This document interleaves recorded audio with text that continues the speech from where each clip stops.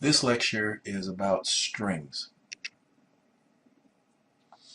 And strings are nothing more than vectors of characters. And we've seen characters many times in what we've done thus far. So what I'm going to do in this brief intro, or in this intro, I'm going to illustrate how strings and characters work just like vectors do. So strings are vectors of characters. So let's do some examples. Let's say if I have the vector that we're used to, let's call it number, and we have the vector 5, 6, 7, and 8. Okay, and of course, if we do, if we try to evaluate number at index 1, that's the number 5. Number at index 2, that's the number 6.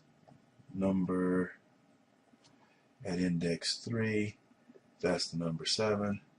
And number at index 4, that's the number 8.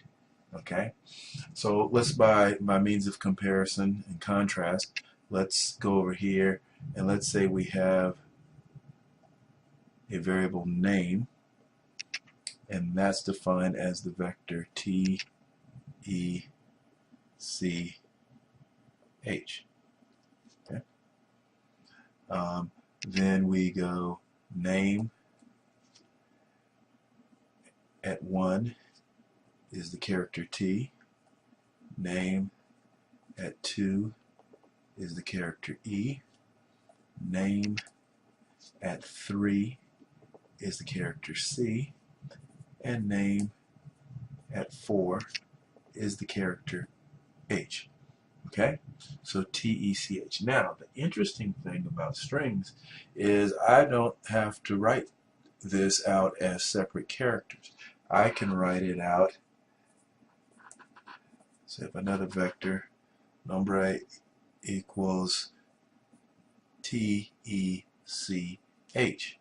Well, and as long as I put the single quotes here, then it recognizes this as a string, which is the same as the vector of characters. So what I'm asserting here is that these two are the same thing. And so I do number at 1, that's going to be the character T. Number at 2 is going to be the character E. Number at 3 is going to be the character C. Number at 4 is going to be the character H. So these two implementations, this is a vector of strings, this is a vector of characters, and this is a string. In other words, the quotes are containing multiple characters. These two act equivalently in MATLAB, so you should no longer have to write something out this way in terms of doing vectors of characters. You can just write the string out this way inside the single quotation marks. So that's something to note, is that this and this are the same, and that a string is nothing more than a vector of characters. Now, I want to take and build on that idea. If a string is a vector of characters, then let's erase this and look at how you can do vector type things on a string. So once again, we'll go back to the variable name, and once again let's make that equal to T, E, C, H. The string T, E, C, H. Okay? Alright. Now if we did name evaluated at 2:3, but what's that going to give us? That's going to be the string EC. If we did name, well, let me go back, because this is index 1, this is index 2, index 3, and index 4. 1, 2, 3, and 4. And so name index 2:3 is going to be from the second index to the third, which are the characters EC, and gives you the string EC. Name 1:2:N.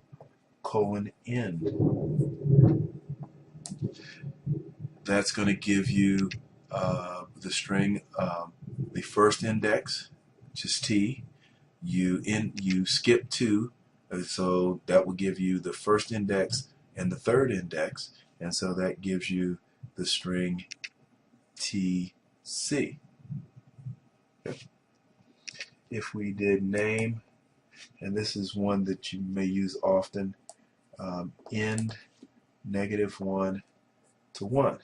Well, that says start at the end and count backwards by a step of 1, and then stop at 1. So what you're going to wind up with is the string backwards, HCET. And so that's a way that you can reverse a string. Okay. So functions just like numbers. Let's go back and let's say if we had the variable num for number, and it was equal to, we'll do it again, 5, 6, 7, 8. Then if you did these functions and operations on numbers, you get num at 2:3 is going to give us the vector 6, 7. Num at 1:2:end will give us the vector 5, 7, because you're going to index in the first spot and the third spot just like you did over here. And num at end :-1:1 is going to give us the vector in reverse, which will be 8, 7, 6, 5.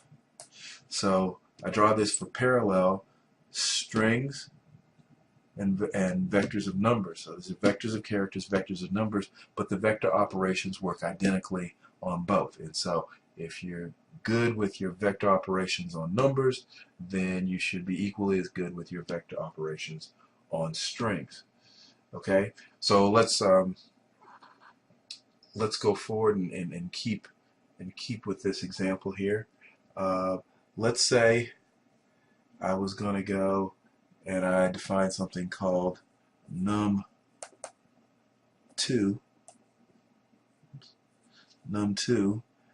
and num2 equal the vector 9, 10, 11, 12, 13, 14. And I came here and said num3 is going to equal concatenation of num with num2. Well, then what's num3 equal? Well, I just concatenate num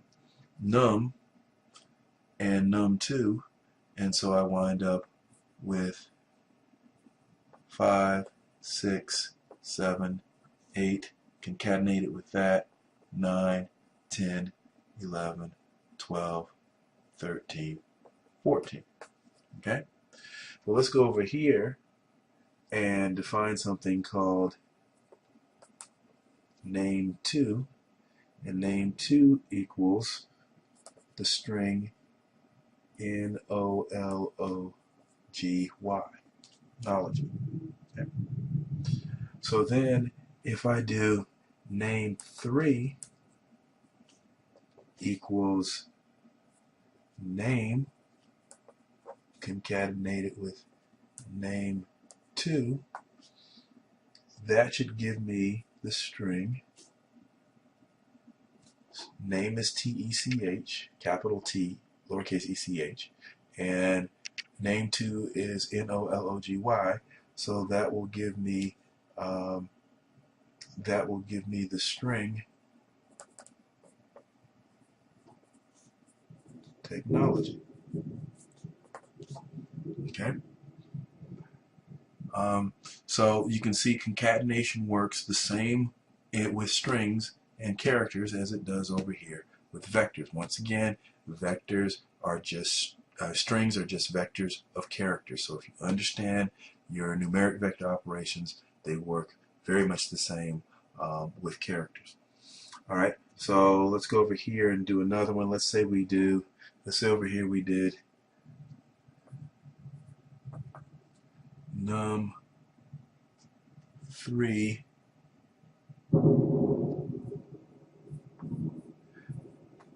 in the fifth spot equals the empty vector.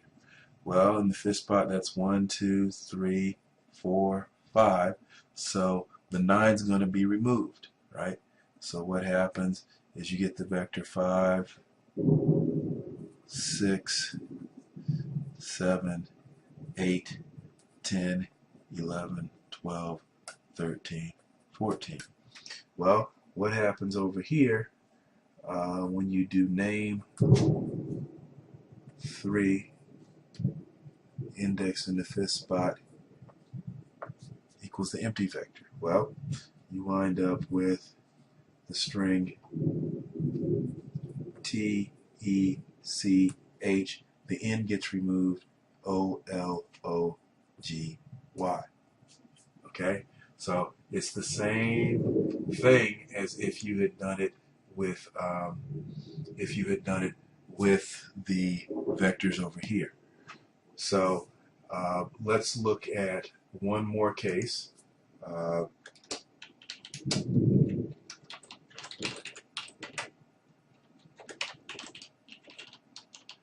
And we're going to look at another case here where we're going to do num. I have to finish this one in another color here. There we go, another black marker. There we go. We're going to do another one, num. Let's say there are 1, 2, 3, 4, 5, 6, 7, 8, 9 elements here. So let's say if we said num of 12 equals the number, let's say 99. Okay. Well, as we know from before with numbers, we're going to pad with zeros. So we'll go 5, 6, 7, 8, 10, 11, 12, 13, 14. Let's see, that's index 1, 2, 3, 4, 5, 6, 7, 8, 9. So we need a 0 here in spot 10, a 0 here in spot 11, and then the 99 will go in spot 12 because that's what happens. MATLAB is smart enough to pad you with a couple of zeros here, even though there was not a 12th slot in the vector, num 3, even though there was not a 12th slot in the vector num 3. Over here on the string side, let's say if we did name 3 sub 12 equals, I don't know, let's just say capital G. Okay, but what happens? Well, what you wind up with is, let's see, this is 1, 2, 3, 4, 5, 6, 7, 8, 9. So what's going to happen is you're going to get the string T, E, C, H, O, L, O, G, Y. Then it's not going to pad with zeros, but since they're strings, it pads with spaces. And so you're going to get a space here, and I'll just put the underscore here, but that doesn't actually go in. I'm just trying to indicate a space. So that's the space here. So this is all the way to index 9. Index 10 gets a space. Index 11 gets the space. And then in spot 12 goes the G.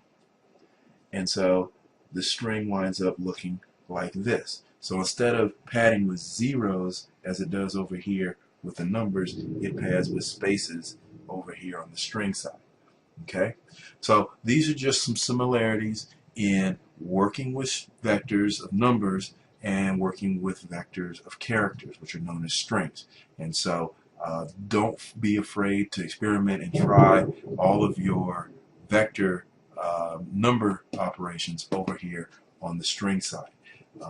Next up, we're going to do some more comparisons of how vectors and numbers and vectors and strings work together.